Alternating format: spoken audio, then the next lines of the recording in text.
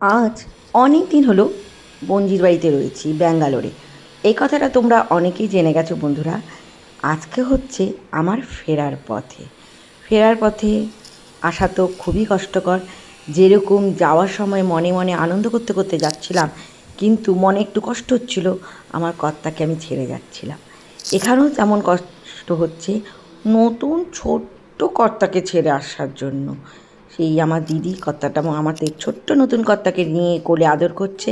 আর এখানে দেখো লাগেজ পুরো গোছানো হয়ে গেছে। তো দিদিরও খুব মন খারাপ, তার নাতিকে ছেড়ে আসছে। আমারও খুব মন খারাপ, কেন আমাদের এই যে আজকে আমরা চলে যাচ্ছি, ছেড়ে আসছি।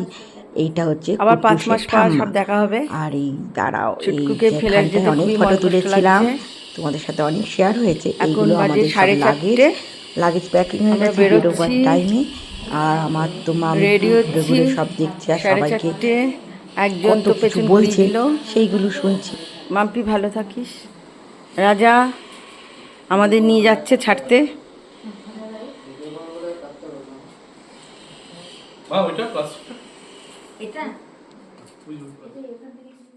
আমাদেরই ফেসবুকে এক বান্ধবী আছে, সে জিজ্ঞাসা করছিল আমি কোথায় এসেছি, এ কে হয়।